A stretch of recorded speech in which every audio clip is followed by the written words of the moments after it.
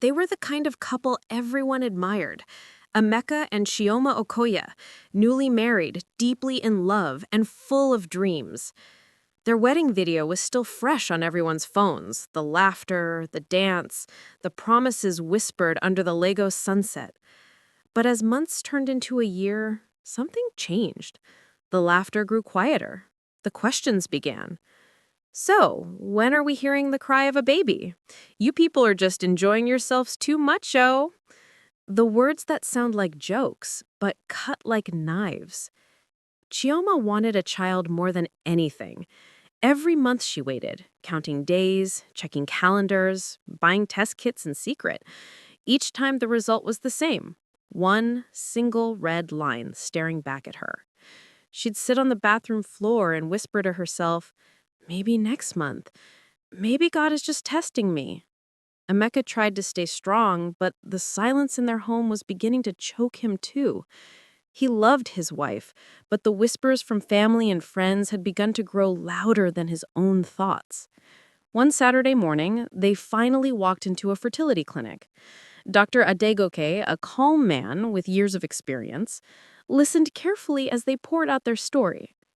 After the tests, he looked up and said gently, "Chioma, your results are fine, just a bit of hormonal imbalance. Emeka will still need a semen analysis. And both of you, you must reduce stress. Emotional stress can make conception harder." Chioma nodded. "Reduce stress," he said. Those two words stuck in her head like a prescription.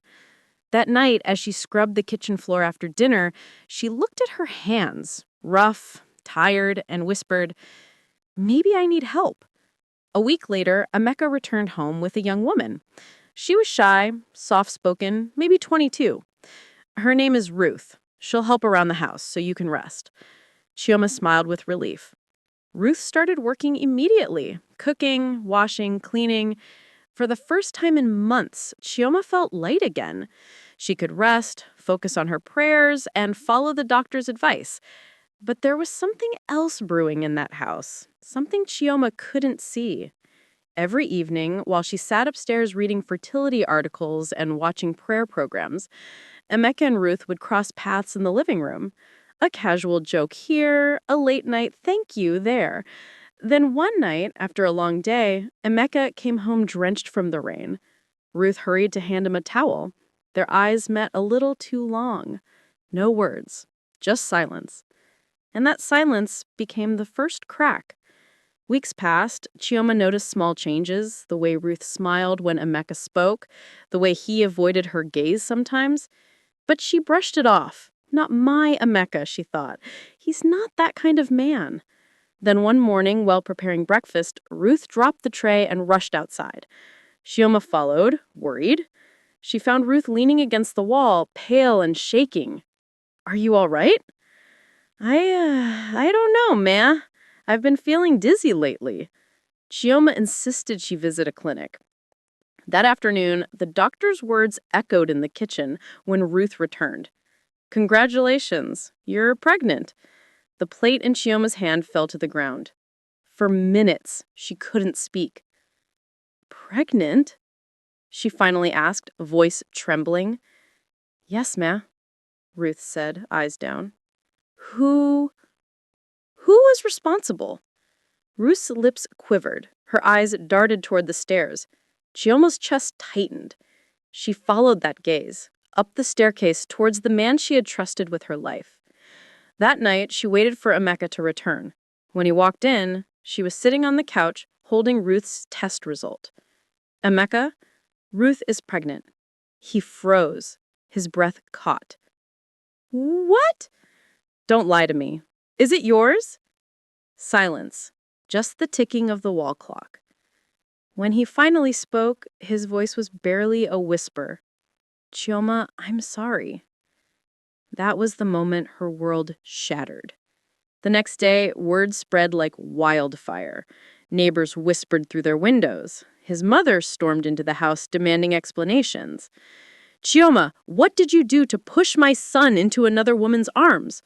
Chioma couldn't even defend herself. The shame wasn't hers, yet everyone made it feel like it was. Her aunt arrived and held her tight.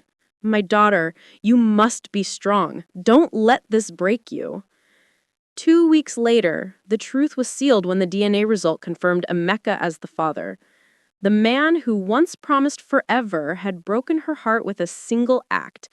She packed her things in silence, tears soaking every fabric she touched.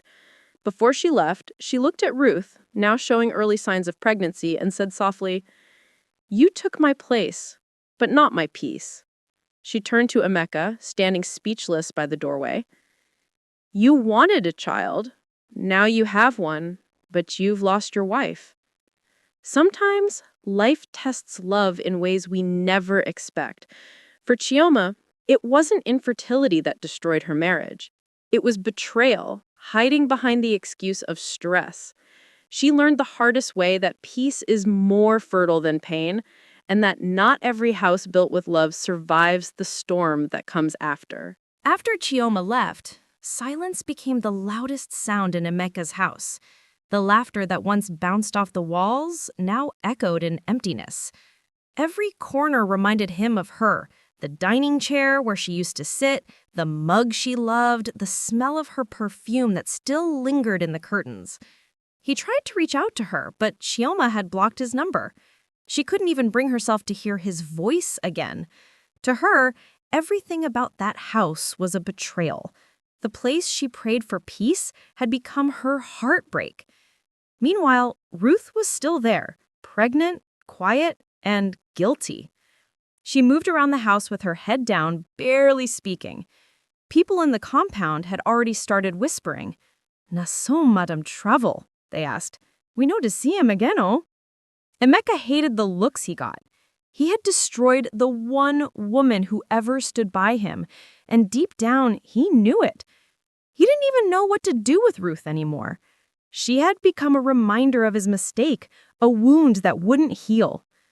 One night, as he sat alone in the living room, holding his head in his hands, Ruth came in quietly. Her stomach had begun to show. She wanted to speak, but Emeka stopped her with one look. "Don't," he said coldly. "Just don't say anything." For the first time, Ruth realized that even though she was carrying his child, she would never have his heart. On the other side of Lagos, Chioma had moved in with her elder sister, Ifeoma, a strong, no-nonsense woman. Ifeoma would often say, "Chioma, you can't die because of one man. Life doesn't end here." But Chioma barely listened. Her eyes were always lost in thought, replaying the day she found out Ruth was pregnant. Weeks turned into months. Slowly, she started rebuilding her life. She joined a small fellowship group for women who had gone through heartbreak. There, she met people who reminded her she was not alone. One evening, during one of their meetings, a woman shared her story about forgiving her husband after an affair. That story hit Chioma deeply.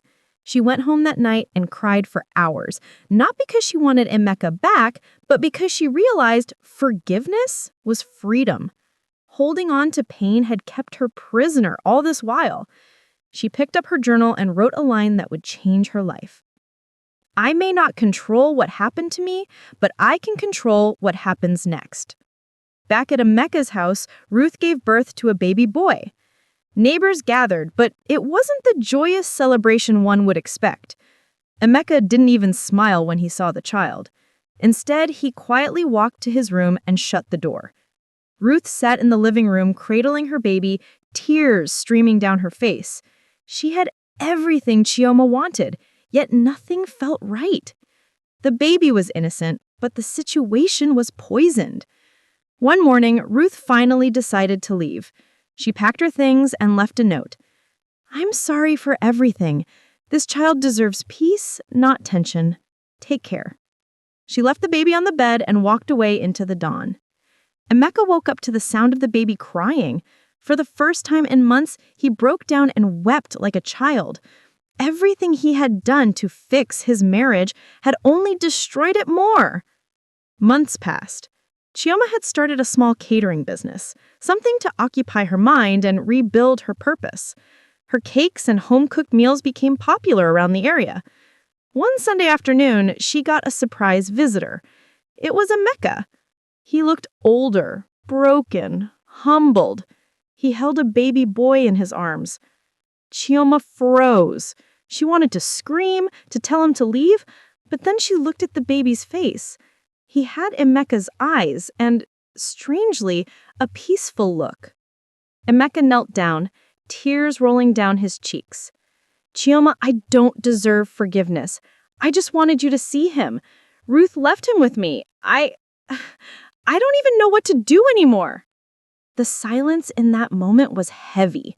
Chioma stared at him for a long time. Her mind flooded with memories. Their wedding, the laughter, the betrayal, everything. And then she sighed deeply. Chioma, she said softly, I forgave you a long time ago. Not for you, but for me. She turned to the baby, touched his tiny hand, and whispered, None of this is his fault. Tears filled Emeka's eyes. He didn't know what to say. For the first time, he saw the strength in Chioma, the kind that doesn't shout or curse, but heals quietly. Weeks later, Chioma continued her business, but something had changed. She was lighter, calmer. The baby sometimes stayed with her during the day, and as she rocked him to sleep, she would smile softly. Sometimes life doesn't give you what you expect. It gives you lessons, hard, painful lessons, so you can grow. Chioma didn't get the life she planned for, but she found peace, and in that peace, she found herself again. Sometimes the people who break you are the ones who teach you what real strength means. And sometimes God lets storms happen not to destroy your life, but to clear the path for your peace.